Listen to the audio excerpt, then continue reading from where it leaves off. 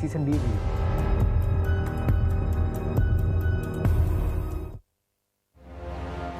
...143 anak Indonesia menjadi korban kasus gagal ginjal akut yang hingga saat ini penyebabnya masih misterius.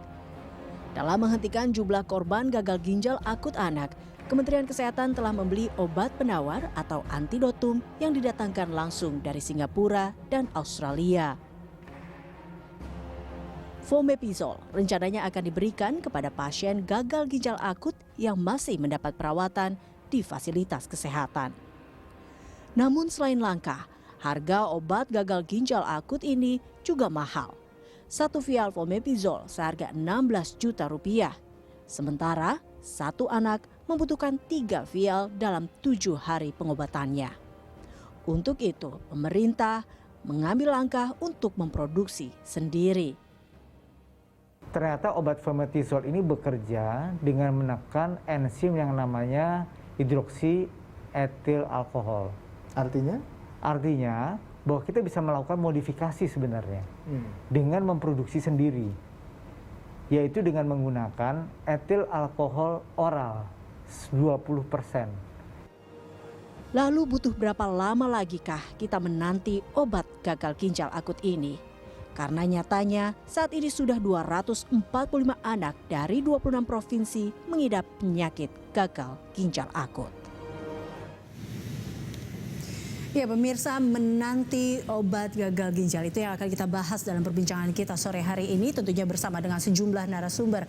Dan kali ini yang telah hadir bersama kami di studio Semanggi BTV ada Mas Hermawan di sini, Hermawan Saputra yang merupakan Dewan Pakar Ikatan Ahli Kesehatan Masyarakat Indonesia atau IAKMI. Terima kasih Mas Hermawan telah bergabung bersama kami. Terima kasih Mbak Eliza, sehat selalu. Sehat selalu juga ya.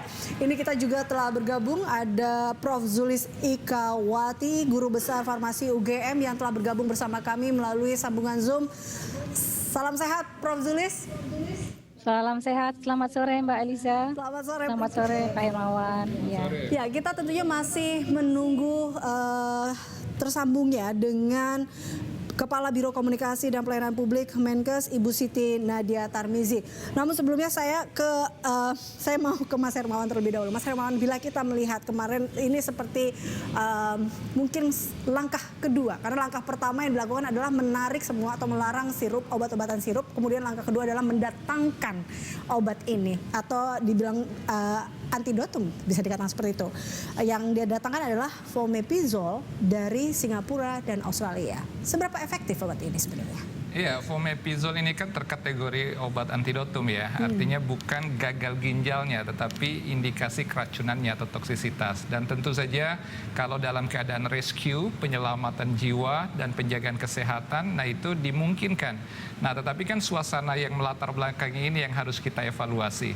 Adanya toksisitas atau indikasi tercemarnya bahan produk farmasi, ini kan bukan sesuatu yang kita bisa excuse begitu saja. Apalagi sampai menyebabkan ratusan anak kita meninggal dunia.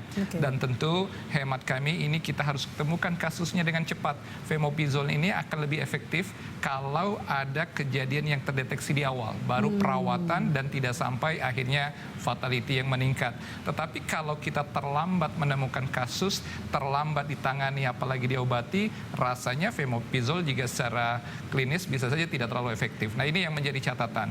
Nah dengan adanya sebaran 26 provinsi yang sudah diumumkan pemerintah dengan kasus kumulatif 255 ini, rasanya ini masih berupa fenomena gunung es.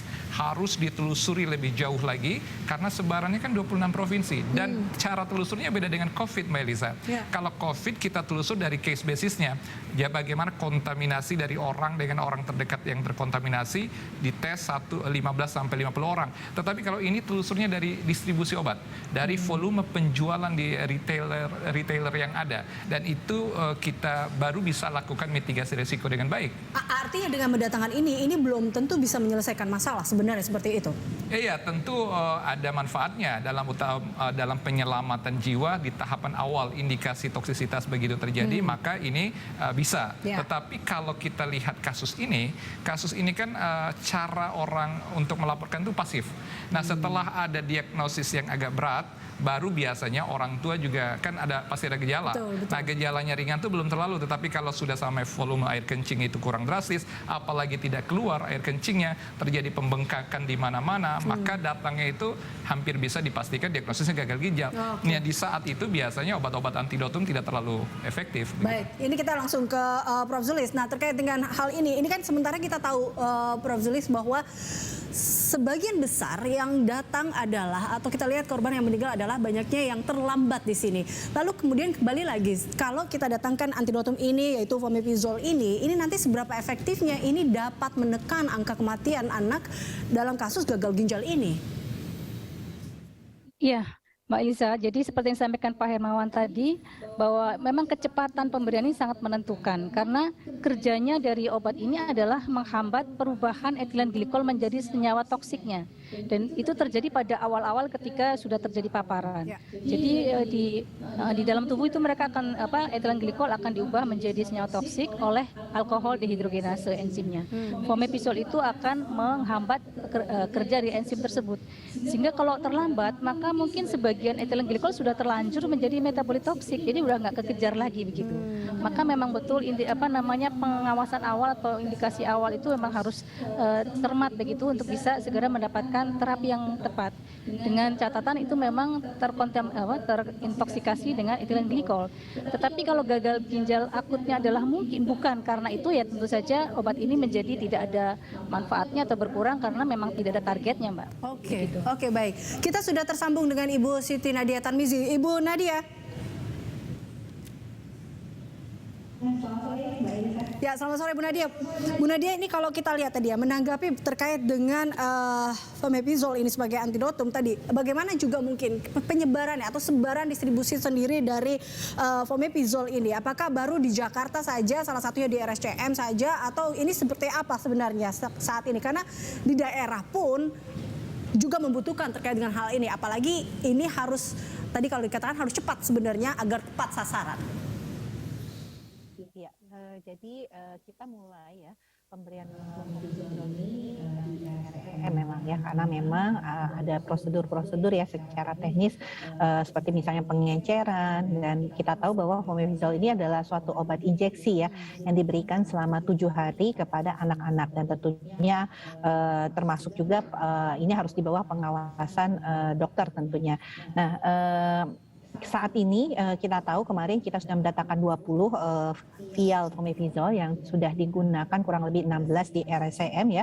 Nah, selanjutnya kita juga kemarin kita tahu sudah ada yang dari Australia, ini pun juga sudah kita distribusikan dengan prioritas provinsi-provinsi yang memiliki kasus yang cukup tinggi ya. Kalau kita lihat ada Aceh, Sumatera Barat, Sumatera Utara, ini Jawa Barat, ini adalah provinsi-provinsi yang kasusnya cukup tinggi dan masih ada perawatan pasien di sana. Nah, selanjutnya kita menanti pengiriman berikutnya dari Amerika ya, yang tentunya nanti akan kita distribusikan khususnya melalui 14 rumah sakit rujukan ini. Nah, karena memang selain tentunya ini harus ada dokter spesialis yang bisa memberikan pengobatan fomepizol ini juga harus kita lakukan ya pengawasan untuk monitoring bagaimana proses detoksifikasinya, karena ini kan zat antidotum penawarnya. Oke, nah ini cukup menarik sebenarnya Bu Nadia, ketika Anda katakan ada kemudian yang datang dari Australia, ini diberikan ke daerah-daerah yang memang menjadi fokusnya, salah satunya juga tadi Jawa Barat, tapi kita punya informasi ini dari Jawa Barat, salah satu rumah sakit yang meminta untuk mendapatkan vial ini, tapi belum diterima. Ini dia cuplikannya. Menyampaikan obatnya sudah kami minta, belum datang ke belum ada di RSCM. Sudah mengajukan? Oh sudah, karena sudah diminta oleh kesehatan. Silakan bagi yang masih punya kasusnya, karena kasus kami kan tinggal satu lagi ya, dan juga sudah mulailah karena perbaikannya gitu kan. Ya, Bu Nadia, ini bagaimana tanggapan Anda tadi? Masih ada, kalau kita lihat kan tadi Anda katakan di Jawa Barat dan ini tadi di Bandung masih menanti. Apakah memang seperti apa sebenarnya proses distribusinya ini? Ya, kalau saya tidak salah dengar tadi sudah diterima ya oleh Rumah Sakit Hasan Sadikin ya. Cuman karena pasien yang dirawat di Rumah Sakit Hasan Sadikin itu hanya 1 orang ya, karena memang kan jumlah fomepizol ini terbatas ya.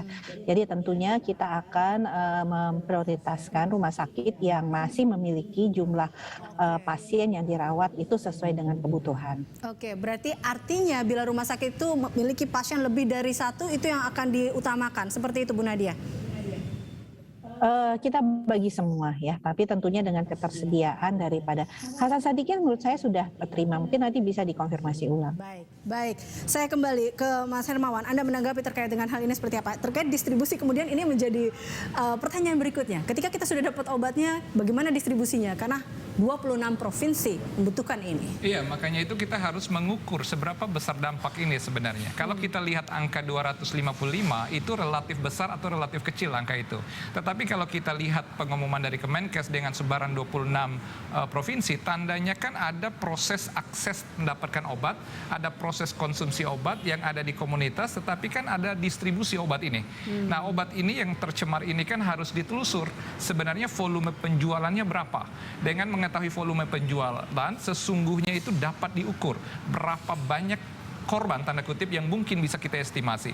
Dengan begitu penyediaan antidotum ini akan menjadi lebih efektif dan juga bisa juga diukur mana yang bisa kita lakukan screening dan dapatkan dengan cepat, mana yang terminate dan terlambat karena sudah pada risiko gagal ginjal akut itu sendiri. Nah, oleh karena itu sebenarnya paling pokok ketika ada statement resmi dulu oleh pemerintah itu yang kita tunggu. Jadi semacam final conclusion dari hasil riset, betul nggak sih penyebab gagal ginjal akut ini adalah karena intoksisitas ini ataukah ada hal lain sebagai penyerta, apakah interaksi obat, ataukah faktor herediter, penyakit yang lain, atau infeksi seperti apa. Tetapi kalau betul ini berkaitan dengan senyawa berbahaya yang terkandung dalam formula obat yang dikonsumsi, maka itu harus dibuktikan dengan cara menelusur distribusi. Dengan begitu kita tahu volume untuk resiko berikutnya, sehingga pengadaan obat antidotum ini menjadi lebih precise, begitu, lebih presisi. Itu yang menjadi poin yang harus kita pastikan. Dan kita tunggu bagaimana pemerintah melalui Kemenkes dan BPOM untuk melihat industri dan harus dilibatkan industrinya juga. Teman-teman dari gabungan pengusaha farmasi harus juga melakukan audit internal supaya ada semacam klarifikasi. Apakah confirm ada pre-market proses yang menjadi titik tercemarnya ataukah di post-marketnya. Dan itu biasanya di wilayah industri itu berkaitan dengan itu. Ini juga ada dari Prof. Zulis. Mungkin Anda bisa menanggapi terkait dengan hal ini. Audit internal memang dibutuhkankah dalam hal ini? Apalagi tadi ada sebuah toksifikasi atau pencemaran di sini. Ini mungkin bisa menjadi evaluasi kita ke depannya terkait dengan hal ini. Ya, jadi untuk cemaran EG dan DEG itu memang sebetulnya adalah tidak disyaratkan untuk diukur di post market atau di produk finalnya ya atau di sirupnya. Itu biasanya akan dilakukan di awal ketika industri itu akan menyiapkan produk, maka dia harus memastikan bahwa semua bahan bakunya itu adalah masuk spek ya, artinya tidak memenuhi syarat termasuk cemaran-cemarannya itu. Nah, kalau memang terjadi seperti ini memang ada satu kemungkinan ya bahwa mungkin ada di setelah proses pembuatan itu sesuatu yang mungkin terjadi, bisa ada perubahan atau selama instabilitas misalnya, atau mungkin memang ada yang ditambahkan. Tetapi yang possibility kedua ini pasti harus dipastikan jelas ya. Dan secara paralel saya kira Badan POM kan juga sudah menemukan ada, kemarin diumumkan ada 3 produk yang memang terindikasi berlebihan ya di atas ambang batas untuk EG dan DEG. Saya kira kita bisa melokalisir itu kalau menyambung dari yang sampaikan Pak Hermawan tadi, maka itu dulu yang harus diprioritaskan ya, karena itu sudah pasti, sehingga distribusinya kemana saja dan sebagainya itu bisa kita mulai dari tadi industri yang atau produk yang memang benar-benar dinyatakan memang melebihi ambang batas EG dan DEG-nya. Begitu mungkin. Oke, baik. Nah, saya kembali ke obat gagal ginjal ini atau kita ke antidot ini, Bu Nadia. Yang menarik adalah obat fomepizol ini kan dikatakan langka dan mahal seperti itu. Satu vialnya saja 16 juta.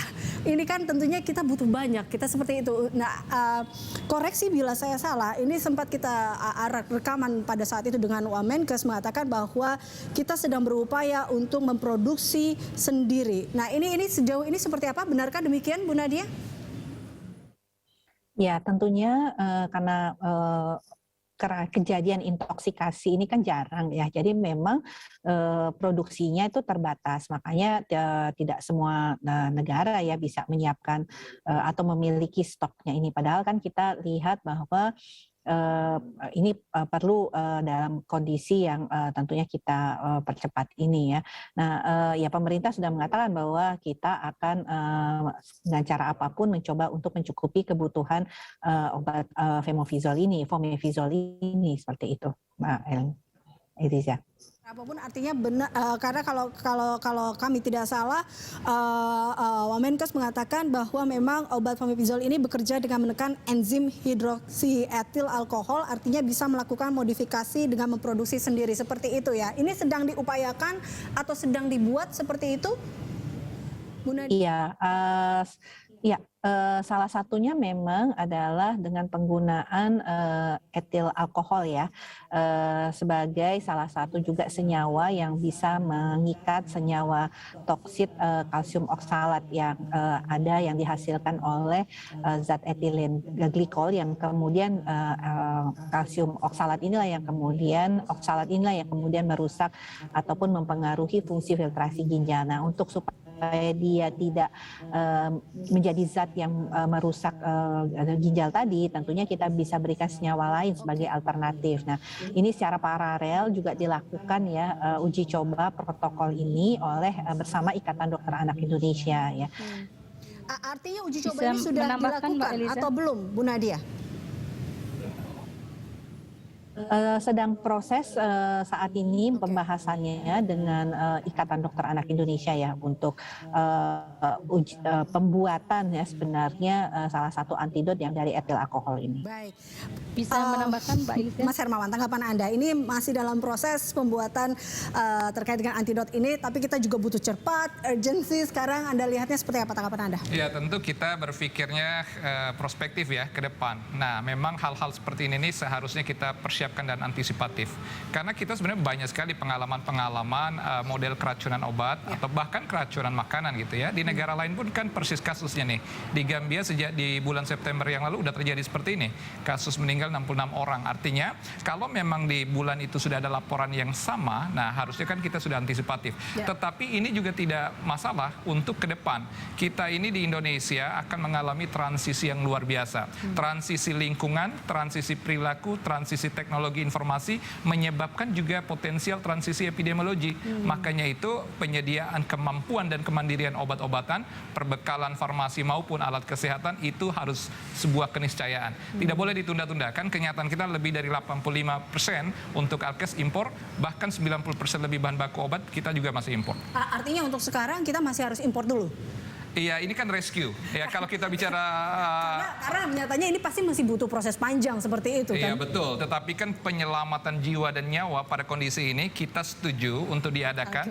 Paling tidak itu adalah rescue-nya, reaksi penyelamatan. Tetapi kalau kita bicara antisipasi, banyak PR untuk kita. Termasuk upaya penguatan kesehatan masyarakat, edukasi berkelanjutan tentang rasionalitas penggunaan obat. Sebenarnya di Kementerian Kesehatan itu ada program yang cukup bagus. Namanya program Gema Cermat, Gerakan Masyarakat Minum Obat Cerdas gitu ya.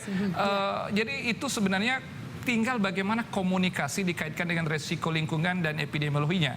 Andai ini semua dilakukan secara interprofesional collaboration, rasanya tidak akan terjadi seperti ini. Tetapi bahwa ini berkaitan dengan obat, apakah ada maldistribusi, malproduksi, sampai juga malkonsumsi, ya kita tunggu hasil penyelidikan dari tim yang memang sudah dilibatkan oleh pemerintah. Oke, baik. Terakhir mungkin saya ke Prof. Zulis. Prof. Zulis, tadi dengan sekarang kita sedang membuat proses pembuatan ini. Tadi saya mengutip sedikit apa dikatakan oleh Pak Wamenkes pada saat dialog kita di BTV. Ia mengatakan bahwa obat fomepizol ini bekerja dengan menekan enzim hidroksietil alkohol, artinya bisa melakukan modifikasi dengan memproduksi sendiri dengan menggunakan etil alkohol oral 20%. Ini amankah dan seberapa efektifkah ini, Prof? Ya, baik. Ingin mengoreksi sedikit ya. Jadi enzim yang mengkonversi etilen glikol menjadi metabolitnya adalah namanya alkohol dehidrogenase. Itu bisa dihambat oleh fomepizol, dan etanol itu bisa berkompetisi dengan etilen glikol itu. Jadi alkohol itu ketika diasup oleh tubuh itu juga nanti akan dimetabolisir oleh enzim yang sama. Makanya ketika seorang dengan etilen glikol terpapar etilen glikol kemudian dia mendapatkan etanol, maka nanti enzim tersebut akan menguraikan etanol, jadi akan berkompetisi sehingga etilen glikolnya tidak menjadi senyawa toksik. Nah, itu sebetulnya mekanismenya di situ, Mbak Eliza, sehingga etanol betul bisa dijadikan sebagai alternatif fomepizol. Jadi dengan 20% secara oral dan juga ada yang 10% secara infus itu sudah ada dalam aturannya dan memang sudah menjadi alternatif ya. Kemarin sudah ada edaran juga dari IDAI bahwa ketika tidak ada fomepizol sebetulnya bisa menggunakan etanol 20% tentu dengan cara-cara tertentu dan secara keamanan memang mungkin lebih aman dengan fomepizol, tetapi tetap ada yang bisa kita mitigasi ya untuk dicegah adverse effect-nya menggunakan etanol, dan etanol sangat mudah sekali kita peroleh karena itu Sangat kan mudah dan sesuatu sangat yang murah, ada di mana-mana. Prof, sebenarnya. Betul sekali, betul sekali. Harus Sehingga itu menjadi tinggal bisa bahasan yang cukup dipopulerkan. Ini yang disampaikan Prof. Julis ini. Memang etanol jauh lebih mudah dan murah untuk didapat di lingkungan dan di pasaran, termasuk di Indonesia. Ya, daripada cari yang langka dan mahal, lebih baik kita kan tentu harus dilihat ya. Betul. Ada sisi-sisi klinis lainnya. Nah, ini harus segera juga dipastikan oleh para peneliti. Baik, kita tunggu saja hasil penelitiannya. Tentunya kita sangat menanti obat ini karena kita sudah menelan 145 jiwa anak-anak. Telusur, temukan dengan cepat, maka bisa diselamatkan dengan cepat. Itu kuncinya. Terima kasih Pak Hermawan telah bergabung bersama kami. Terima kasih Bu Nadia dan juga Prof. Zulis telah bergabung bersama kami dalam Berita Satu Sore.